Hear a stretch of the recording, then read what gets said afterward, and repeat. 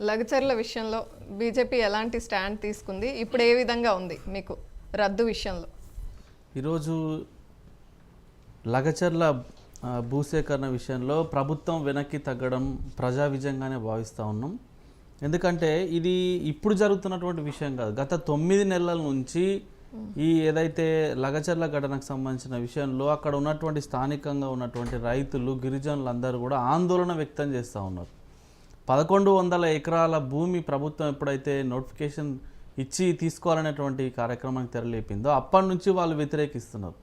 అయితే ప్రజలకు అది ఎప్పుడు క్లారిటీ వచ్చిందనంటే, ఈరోజు ప్రభుత్వం రుణమాఫీ చేస్తున్నామని చెప్పింది కదా, రైతులందరూ కూడా పాస్ పుస్తకాలు పట్టుకొని బ్యాంకులకు పోయి అయ్యా ఈ ఫలానా సర్వే నెంబర్కి సంబంధించినటువంటి మా భూమిలో మేము ఇంత రుణం తీసుకున్నాము, ఏమైందని ఎంక్వైరీ కోసం పోతే బ్యాంక్ అధికారులు చెప్పిన విషయం ఏంటంటే, మీ సర్వే నెంబర్ని బ్లాక్లో పెట్టినాము, మీ సర్వే నెంబర్లు అన్నీ కూడా బ్లాక్లో పెట్టినాము, ప్రభుత్వం మీ భూమిని ఫార్మాసిటీ కోసం తీసుకోబోతుందని చెప్తే అప్పటి వరకు తెలియదు రైతులకు నిజంగా ఇట్లా జరుగుతుందా అని చెప్పేసి.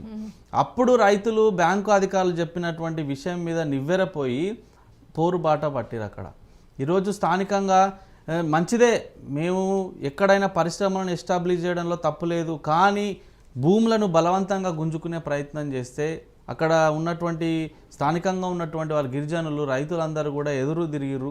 ఈరోజు ఫార్మాసిటీ మేము ఏర్పాటు చేస్తామని ఈరోజు ప్రభుత్వం ముందుకు వచ్చింది. దాని వెనకాల ఒకవేళ నిజంగా స్థానికంగా ఇప్పుడు ఫార్మా ఇండస్ట్రీని ఏర్పాటు చేయాలంటే మీరు ఊర్లకు చాలా దూరంగా కూడా పెట్టుకోవచ్చు కదా. చాలా ప్రభుత్వ భూములు ఉన్నాయి రంగారెడ్డి పరిధిలో కానీ హైదరాబాద్ పరిధిలో కానీ ప్రజల ఆవాసాలకు దూరంగా అనేక రకాలైనటువంటి భూములు ఉన్నాయి, మీరు చేయొచ్చు. కానీ కావాలని ఈరోజు ఫార్మా ఇండస్ట్రీని పెట్టేటువంటి నెపంతో 1100 ఎకరాలను ఈరోజు ప్రజల దగ్గర నుంచి తీసుకొని కొంతమేరకు దాంట్లో ఇండస్ట్రీని ఏర్పాటు చేసి మిగతా వాటిలో భూదందా చేయాలనేటువంటి అక్రమ నెపం ఈరోజు ప్రభుత్వం మీద ఉంది. నేను చెప్పేది కాదు, ఈరోజు అక్కడ ఉన్నటువంటి స్థానికులు ఎంతోమంది చెప్పారు. రెండోది, ఈరోజు ఈ దుద్యాల మండలం దగ్గర ఉన్నటువంటి లగచర్లలో ఏదైతే ఉందో ప్రజలందరూ కూడా ఎదురు తిరిగిరు. మంచిదే, ఈరోజు ఒక కలెక్టరు, ఒక ఆర్డీఓ, తర్వాత డెవలప్మెంట్ ఆఫీసర్ వెంకటరెడ్డి గారు వీళ్ళందరూ 9 నెలల నుంచి అక్కడ ఇట్లా ఇబ్బంది జరుగుతుంది, పోరుబాట నడుస్తుంది అని చెప్పేసి మీరు కనీసం సెక్యూరిటీ లేకుండా పోయారు. ఈరోజు మీ మీద దాడిని మేమేమి సపోర్ట్ చేస్తలేం, కానీ అధికారుల మీద దాడి జరగడం మంచిది కాదు, మేము కూడా దాన్ని వ్యతిరేకించినాం. కానీ ఈరోజు పోలీస్ వ్యవస్థ, ఇంటెలిజెంట్ వ్యవస్థ ఏం చేస్తూ ఉంది? రైతులు చాలా రోజుల నుంచి అక్కడ పోరుబాట చేస్తున్నారు. మీరు గ్రామాలకు దూరంగా మీరు ఆ రోజు ఎంక్వైరీ కోసం పెడితే ప్రజలందరూ లేదు మా గ్రామంలోకి రావాలన్నప్పుడు మీరు గ్రామంలోకి పోయేటప్పుడు పోలీస్ బందోబస్తు లేకుండా పోవడం, మీ మీద దాడి జరగడం, ఇదంతా కూడా తెలిసిందే కదా. పైపెచ్చు ప్రభుత్వము రైతులు అని చూడకుండా గిరిజనులు అని చూడకుండా వాళ్ళ మీద చాలా హేయమైనటువంటి దాడులు జరిపింది. ఈరోజు కొన్ని విషయాలు చూస్తే అక్కడ మహిళలను చూడకుండా అర్ధరాత్రి పూట ఇండ్లలోకి చొరబడడం, పోలీసులు ఎవరి ఆదేశాల ప్రకారం ఈరోజు అక్కడ పోలీసులు పనిచేసారు మాకైతే అర్థం కావడం లేదు. మహిళలను చూడకుండా అర్ధరాత్రి పూట ఇండ్లలోకి చొరబడడం, అన్నగారు చెప్పినట్టు ఇప్పటిదాకా 50 మందికి పైగా ఈరోజు జైళ్ళలో మగ్గుతున్నారు. గోడలు దూకి అర్ధరాత్రి పూట గోడలు దూకి ఈరోజు పోవడం.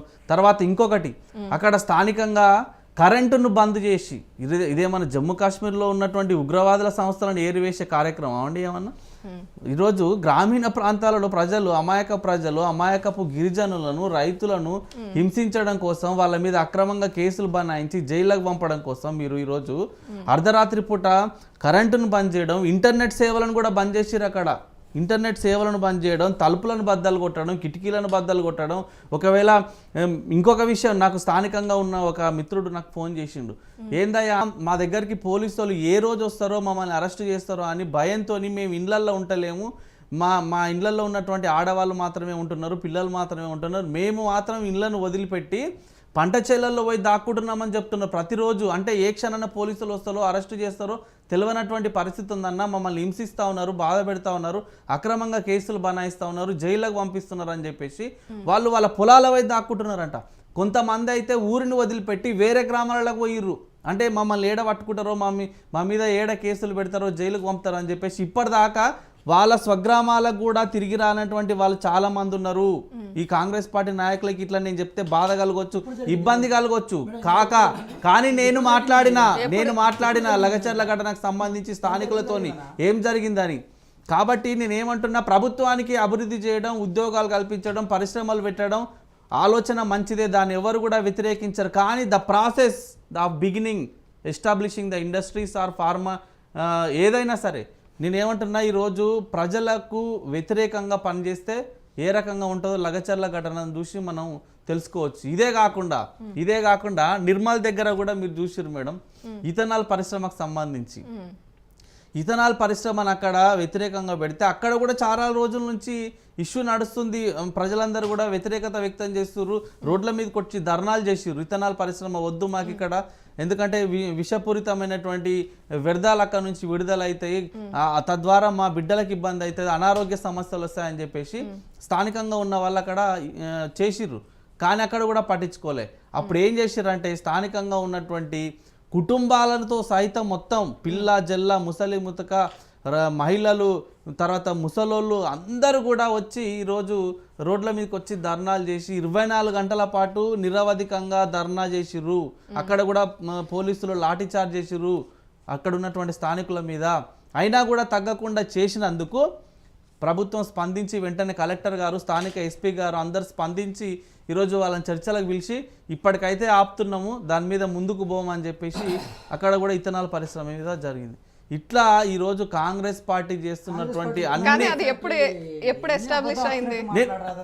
ఎస్టాబ్లిష్ అయింది అంటే ఇప్పుడు ఎవరో గతంలో నోటిఫికేషన్లు ఇచ్చుంటారు. మరి గతంలో మీ టిఆర్ఎస్ పార్టీ ఇచ్చినటువంటి నోటిఫికేషన్లకు మీరు ఇప్పుడు జాబులు ఇచ్చి మేమే ఇచ్చినామని మీరు జబ్బాలు జరుచుకుంటున్నారు కదా. మరి నేనేమంటున్నా, మీరు అవునండి, ఇప్పుడు నేనేమంటున్నా, గతంలో ముగ్గు పోసిర్రు, ఎవరో వచ్చి ఎస్టాబ్లిష్ చేసిర్రు. ఇప్పుడైతే మీరే కదా దాన్ని కన్స్ట్రక్షన్ చేయాలని ముందుకు వచ్చేది. మరి అది మంచిదా కాదా? దానివల్ల రైతులకు ఇబ్బంది అవుతుందా, స్థానికులకు ఇబ్బంది అవుతుందా లేదా అని చూడాల్సిన బాధ్యత ప్రభుత్వం మీద ఉంటది కదా. మరి ఈ రోజు ఎందుకు వెనక్కి తగ్గిరు మీరు? మరి ఎందుకు ఈ రోజు లగచర్ల ఘటన మీద మీరు ఎందుకు వెనక్కి తగ్గుతున్నామని నోటిఫికేషన్ ఎందుకు ఇచ్చారు మీరు? ప్రభుత్వానికి సంబంధించిన నోటిఫికేషన్ కాబట్టి వెనక్కి తగ్గే ఛాన్స్ ఉంటుంది. కానీ నిర్మల్లో ఉన్నది అది ప్రైవేట్ ప్రాపర్టీ. రెండోది మేడం, ఈ రోజు లగచర్ల గురించి మీరు అడిగారు కాబట్టి ఒక విషయం చెప్పి నేను మన మిత్రునికి అవకాశం ఇస్తాను, ఎందుకంటే వాళ్ళు చెప్పాలి కాబట్టి.